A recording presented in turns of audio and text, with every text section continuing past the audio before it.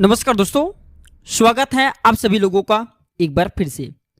ये जो वीडियो है बहुत ही सुंदर है, क्योंकि इस वीडियो में मैं आप लोगों को भगवान शंकर को प्रसन्न करने का उपाय बताऊंगा और इसी के साथ बताऊंगा कि हम भगवान शंकर को धतूरे क्यों चढ़ाते हैं, दूध का अभिषेक क्यों करते हैं, जल का अभिषेक क्यों करते हैं, बेलपत्र चढ़ाने का महत्व, हमें भगवान शंकर की पूजा में कौन सी वस्त्र पहनना चाहिए, बहुत सारे सरल उपाय एवं दोस्तों इसी के साथ भगवान शंकर की पूजा क्या स्त्रियों को करना चाहिए कि नहीं करना चाहिए, और भी बहुत सारी जानकारी इस वीडियो में मैं आप लोगों को बताया हूं।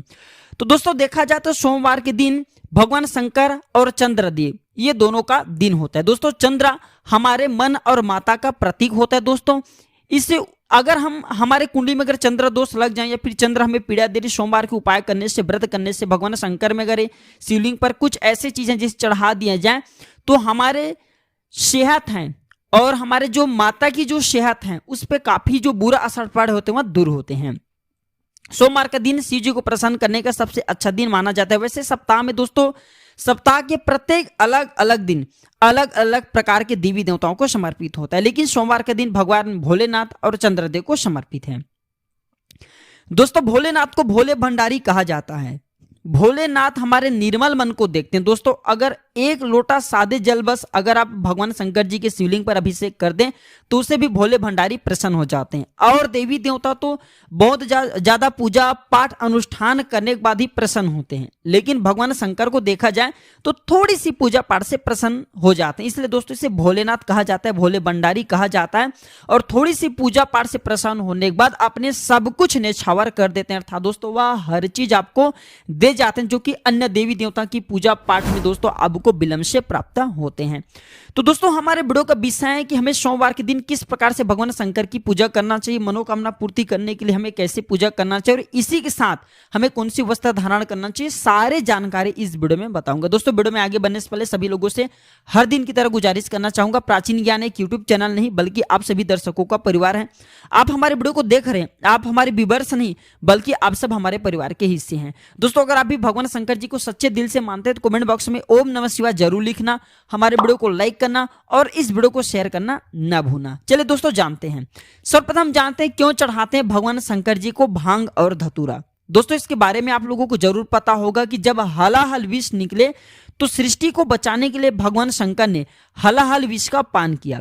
दोस्तों विष को भगवान शंकर जी ने जैसे ही पान किया गले से नीचे उतरने नहीं दिया, राह करके पिया और मां करके रोक ली। इसके बारे में आप लोगों को जैसे रामचरितमानस में स्पष्ट लिखे हुए आप देख सकते हैं। तो जैसे रा करके भगवान शंकर जी ने विष को पिया और मां करके उस विष को रोक ले, राम करके विष को तो पी गए, जिनकी वजह से उनका जो कंठ नीला पड़ेगा दोस्तों, इसलिए भगवान शंकर जी के एक नाम पड़ा नीलकंठ। तो दोस्तों विष शिव जी के मस्तक पर धीरे धीरे चढ़ने लगा, जिसकी वजह से वह काफी व्याकुल हो गए और अचेत अवस्था में आ गए। भगवान शिव की इस तरह की स्थिति से निकालने के लिए देवी देवताओं ने बड़ी चुनौती बनाई। दोस्तों देवी भागवत पुराण में बताया गया है कि देवताओं की ऐसी स्थिति से निकालने के लिए आदि शक्ति प्रकट हुए और भगवान शिव की उपचार करने के लिए जड़ी बूटी और जल से उनका उपचार किया। आदि शक्ति के कहने पर देवताओं ने भगवान शिव के सिर पर भांग, धतूरा व बेलपत्रा रखा, निरंतर जल अभिषेक किया, जिसकी वजह से उनके मस्तिष्क का ताप कम हुआ और उस समय से ही भगवान शिव को भांग व धतूरा चढ़ाया जाने लगा। दोस्तों यह चीज भगवान शिव को बहुत प्रिय है, इसलिए भगवान शिव को प्रसन्न करना चाहते हैं तो कोई बड़ा अनुष्ठान मत कीजिए, केवल भांग और धतूरा अगर सोमवार के दिन चढ़ा देते हैं तो आपके बड़ों से बड़े मनोकामना की पूर्ति हो जाती है। बड़े से बड़े मनोकामना जो भी कष्ट है वह कष्ट मिट जाते हैं, भगवान शंकर ने स्वयं कहे हैं। इसी के साथ दोस्तों सोमवार का दिन भगवान शिव को समर्पित होता है, तो इस दिन भगवान शंकर जी के दूध से आप जो अभिषेक कर सकते हैं। इसके पीछे एक पौराणिक कथा भी है। जब समुद्र मंथन के दौरान संसार को बचाने के लिए भगवान शिव जी विष पान किए तो उनका पूरा कंठ नीला हो गया। भगवान शिव के विष पान करने के जो प्रभाव है ये शिव जी की जटा पर बैठी जो गंगा मैया है इस पर पड़ने लगा। तो ऐसे में सभी देवी देवताओं ने शिव जी से आग्रह किया कि प्रभु आप जो है दूध ग्रहण करें। दोस्तों दूध ग्रहण करते ही उनका शरीर का जो विष है ये प्रभाव समाप्त होने लगा, क्योंकि दोस्तों ऐसा माना जाता है दूध को अमृत कहा जाता है। दूध हमारे शरीर की तीपन को रोकने का काम करता है। तो जैसे प्रभु शिव ने दूध का पान किया, दूध का देवताओं ने उन पर अभिषेक किया, बिल्कुल ही दोस्तों उनके जहर के प्रभाव समाप्त होने लगे। इसके बाद से भगवान शंकर जी की पूजा में दूध का प्रयोग होने लगा। दोस्तों इसी के साथ बेलपत्र का होता है। बेलपत्र का जो बारे में कहा जाता है कि जो बेलपत्र होता है ठंडक प्रदान करता है। ऐसा माना जाता है कि सावन में बेलपत्र से या फिर सोमवार के दिन बेलपत्र से भगवान शंकर जी की पूजा करने से हमें अध्यात्म शक्ति की प्राप्ति होती है। बेल वृक्ष के नीचे अगर शिवलिंग की पूजा किया जाए तो मोक्ष की प्राप्ति होती है। या फिर कोई अब की विशेष मनोकामना हो, या फिर कोई ऐसे मंदिर हैं जो कि बेल वृक्ष की छाया में है, तो अगर इस प्रकार के मंदिर में या फिर बेल वृक्ष के नीचे में किसी ने शिवलिंग स्थापित कर दिए हैं, तो इस प्रकार के शिवलिंग की पूजा करने से शीघ्र मनोकामना की पूर्ति होती है। केवल 3 सोमवार तक पूजा कर ले, कोई भी बड़ी से बड़ी मनोकामना वह पूर्ण हो जाते हैं। आप में से बहुत सारे लोग पूछते हैं कि गुरुजी हम भगवान शंकर जी की पूजा करते हैं तो कौन सी वस्त्र धारण कर सकते हैं। देखिए भगवान शंकर जी की पूजा करते हैं, चाहे सोमवार के दिन करें या फिर महाशिवरात्रि के दिन करें या फिर 13 के दिन करें, तो सफेद, गुलाबी, पीला तथा नीले रंग के हल्के कपड़े का प्रयोग कर सकते हैं। लेकिन ध्यान रहे ये सब जितने भी रंग बता रहा हूं ये थोड़ा सा हल्का कलर होना चाहिए। भगवान शंकर जी के भक्त को कौन सा माला पहनना चाहिए, तो दोस्तों शिव जी को रुद्राक्ष बहुत प्रिय है। रुद्र अर्थात भगवान शंकर, अक्ष मतलब आंख, तो भगवान शंकर जी के नेत्र स्वयं कहे गए हैं रुद्राक्ष। अगर आप भगवान शंकर जी की कृपा प्राप्त करना चाहते हैं, आप चाहते हैं कि साक्षात प्रभु आपके ऊपर में आशीर्वाद हमेशा अपने बरसाए रहें, कृपा बरसाए रहें, तो दोस्तों आप एक मुखी रुद्राक्ष जरूर पहने। एक मुखी रुद्राक्ष को स्वयंभू कहा जाता है। जो भी भक्त अगर एक मुखी रुद्राक्ष धारण करते हैं उनके हर प्रकार की मनोकामना पूर्ति होती है। लेकिन ओरिजिनल आपको एक मुखी रुद्राक्ष पहनना है। वैसे आप चाहे तो मार्केट में मिलने वाले रुद्राक्ष की माला धारण कर सकते हैं, इसमें मुखी निर्धारित नहीं है। लेकिन अगर आप पहनना चाहते हैं तो एक मुखी रुद्राक्ष धारण कर सकते हैं। बाकी अगर आप भगवान शंकर जी के बीज मंत्रों का ध्यान करते, ओम नमः शिवाय मंत्रों का जाप करते, पंचाक्षरी मंत्र का जाप करते हैं, तो रुद्राक्ष की माला से करें। केवल एक ही माला में 1000 गोदान के बराबर पुण्य की प्राप्ति होता है। चलिए दोस्तों इस वीडियो में मैं आप लोगों को सोमवार के दिन किए जाने वाले उपाय बता दूं, जिस उपाय से आपके अध्यात्म उन्नति होगा और आप जीवन में काफी आगे प्रोग्रेस करेंगे, आपको काफी सफलता मिलेंगे। दोस्तों इससे पहले कमेंट बॉक्स में अभी तक ओम नमः शिवाय नहीं लिखे हैं तो ओम नमः शिवाय लिख दीजिए और इस वीडियो को आधे बीच में छोड़ करके मत जाइए। वीडियो के आखिरी में ऐसा एक गुप्त जानकारी बताऊंगा जो कि आपकी किस्मत को, आपके भाग्य को पलट करके रख देगा। और वीडियो को लाइक नहीं किया तो वीडियो को लाइक करना ना भूलना। दोस्तों सोमवार के दिन शिवलिंग को अगर आप पंचामृत से स्नान कराते हैं तो इसे बहुत शुभ माना जाता है। पंचामृत से स्नान कराते हैं तो इसे बहुत ही शुभ माना जाता है। इसके बाद इस पर आप जो है चंदन और भभूति लगा सकते हैं। शिवलिंग पर बेलपत्र, धतूरा, शमी पत्र आप चढ़ा सकते हैं। अगर आप ऐसा केवल एक ही सोमवार के दिन करते हैं तो आप देखना दोस्तों एक ही सोमवार में आपके घर में सुख, समृद्धि, ये सब चीज आने लगते हैं। लेकिन आपकी भावना निर्मल होना चाहिए।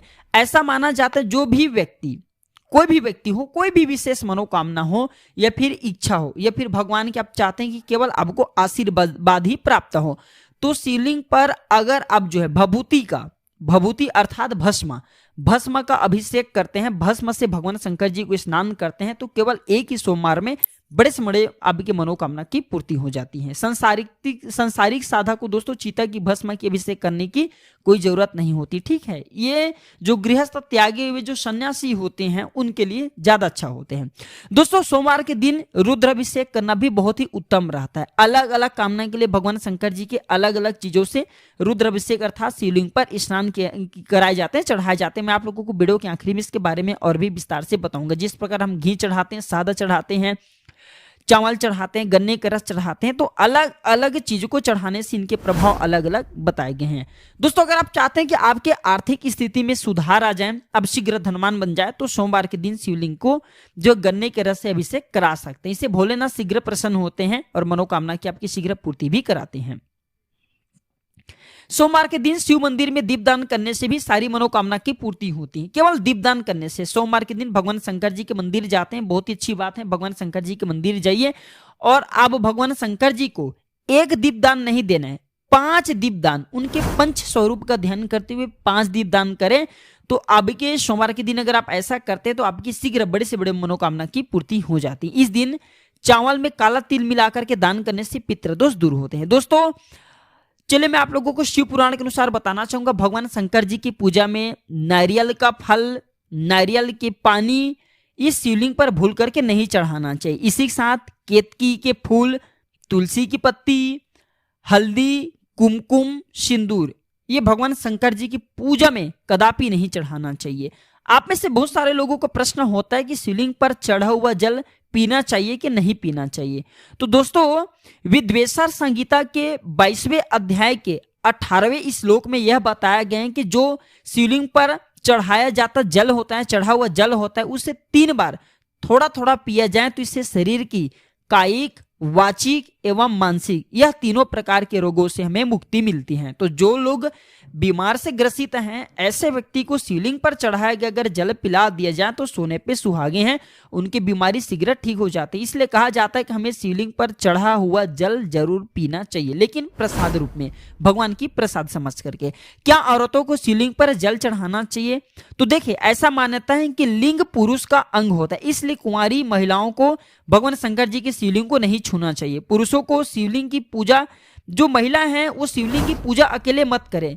अगर पूजा ही करनी है तो माता पार्वती और भगवान शंकर ये दोनों के मिश्रित स्वरूप उमा महेश्वर स्वरूप को जो है आप पूजा कर सकते हैं, लेकिन शिवलिंग पर अकेले आप जो है जल अभिषेक नहीं कर सकते। इसे अगर धर्म की दृष्टि से देखा जाए तो भगवान शंकर जी के जो तप होते हैं वह भंग होते हैं। तो महिलाएं, माता बहनें, हमारे बातों का बुरा मत मानना। हमारे पुराणों में स्पष्ट इसके बारे में लिखे हुए कि शिवलिंग की केवल आपको अकेले पूजा नहीं करना है।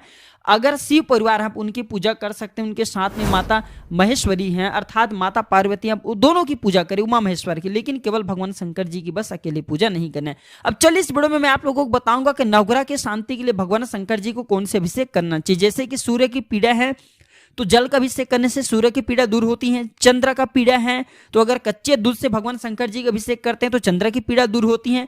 मंगल दोष लगा है, विवाह में विलंब हो रही है तो गिलो नाम की एक बूटी होती है जिसे हम अमृता बोलते हैं, तो गिलो बूटी के रस का अभिषेक अगर शिवलिंग पर करते हैं तो मंगल दोष दूर होता है। बुध की दशा अब को चल रही है तो विधारा बूटी की जो रस होती है उसका अभिषेक करने से बुध की पीड़ा दूर होती है। बृहस्पति की पीड़ा सता रही है तो कच्चे दूध में हल्दी मिला करके अगर अभिषेक किया जाए तो इससे बृहस्पति की पीड़ा दूर होती है। शुक्र की पीड़ा दूर करने के लिए पंचामृत से भगवान शंकर जी को अभिषेक कीजिए, शुक्र की पीड़ा दूर होंगी और शुक्र की पीड़ा दूर होते हैं। तो दोस्तों, आपको जैसे बच्चे प्राप्त करने में विलंब हो रही है, फिर पारिवारिक सुख नहीं मिल रहे हैं, वो सब सुख मिलना शुरू हो जाते हैं। शुक्र की पीड़ा होने पर हमें धन दौलत में भी काफी परेशानी आती है, धन दौलत हम इकट्ठे नहीं कर पाते। इसी संग शनि की पीड़ा है तो गन्ने के रस से अभिषेक करने से शनि की पीड़ा दूर होती है। राहु एवं केतु की पीड़ा आपको सता रही है तो भांग से अभिषेक करें, राहु और केतु ये दोनों की पीड़ा समाप्त हो जाती है। अब चलिए इस वीडियो में जानते हैं कि भगवान शंकर जी को कौन सी अभिषेक करने से कौन सी फल की प्राप्ति होती है। ये जानना बेहद जरूरी है। क्षमा चाहूंगा, हो सकता है वीडियो थोड़ी लंबी बन जाए, लेकिन मैं सारे जानकारी को विस्तार से बताना चाहूंगा। वीडियो को आधे बीच में मैं आप लोगों को काट कर इसलिए नहीं बता रहा हूं ताकि बाद में आप लोगों का कमेंट ना आए। थोड़ी सी 2 मिनट का टाइम और दीजिए। तो दूध का अभिषेक करने पर, शिवलिंग पर दूध अर्पित करने से आरोग्य की प्राप्ति होती है। शिवलिंग पर दही अर्पित करने से जीवन में हर्ष उल्लास की प्राप्ति होती है। शिवलिंग पर शहद चढ़ाने से रूप सौंदर्य की प्राप्ति होती है, वाणी में मिठास आता है, समाज में लोकप्रियता बढ़ती है। शिवलिंग पर घी चढ़ाने से तेज की प्राप्ति होती है। शिवलिंग पर शक्कर चढ़ाने से सुख, समृद्धि, धन दौलत की प्राप्ति होती है। शिवलिंग पर इत्र चढ़ाने से धर्म की प्राप्ति होती है। शिवलिंग पर सुगंधित तेल चढ़ाने से धन्य धन में वृद्धि होती है। जीवन में सभी भौतिक सुखों की प्राप्ति होती है। चंदन चढ़ाने से समाज में यश और मान सम्मान की प्राप्ति होती है। केसर चढ़ाने से दाम्पत्य जीवन सुखमय होता है। विवाह में आने वाली समस्त अड़चनें दूर होती है। मनचाहा जीवन साथी प्राप्त होता है। विवाह के योग शीघ्र बनते हैं। शिवलिंग पर भांग चढ़ाने से समस्त पाप, हमारे समस्त बुराइयां नष्ट होती हैं। शिवलिंग पर अगर कोई व्यक्ति धतूरे चढ़ा दे, धतूरे से भगवान शंकर की पूजा करे तो कुल का नाम रोशन होता है, सुयोग्य पुत्र की प्राप्ति होती है। शिवलिंग पर आंवला अथवा आंवले का रस चढ़ाने से दीर्घायु की प्राप्ति होती है अर्थात रोग दूर होता है। शिवलिंग पर गन्ने का रस चढ़ाने से पारिवारिक सुख की प्राप्ति होती है, धन की प्राप्ति होती है। परिवार के सदस्य के मध्य में जो मतभेद होता है वो दूर होता है, आपसी प्रेम बढ़ता है। गेहूं चढ़ाने से वंश में वृद्धि होती है, योग्य संतान की प्राप्ति होती है, संतान आज्ञाकारी होता है। शिवलिंग पर चावल चढ़ाने से धन और सुख समृद्धि की प्राप्ति होता है। और दोस्तों, इसी के साथ शिवलिंग पर तिल चढ़ाने से पापों का समस्त जो पाप है, रोग है, इनका नाश होता है। तो आशा करता हूं कि भगवान शंकर जी के बारे में जितने भी जानकारी बताए हूं, सोमवार की पूजा पाठ के संबंध में जितने भी जानकारी बताए हूं, ये जानकारी आपके जीवन में मंगलमय साबित जरूर होंगे। दोस्तों, इस वीडियो को अपने तक सीमित मत रखिएगा। अगर आप भगवान शंकर जी को दिल से मानते हैं तो इस वीडियो को आगे जरूर शेयर करिएगा। दोस्तों, आपके एक शेयर किसी की जिंदगी को बर्बाद होने से बचा सकता है। तो आज की जानकारी बस इतना ही दोस्तों। वीडियो देखने के लिए धन्यवाद। ओम नमः शिवाय। जय बाबा भोलेनाथ।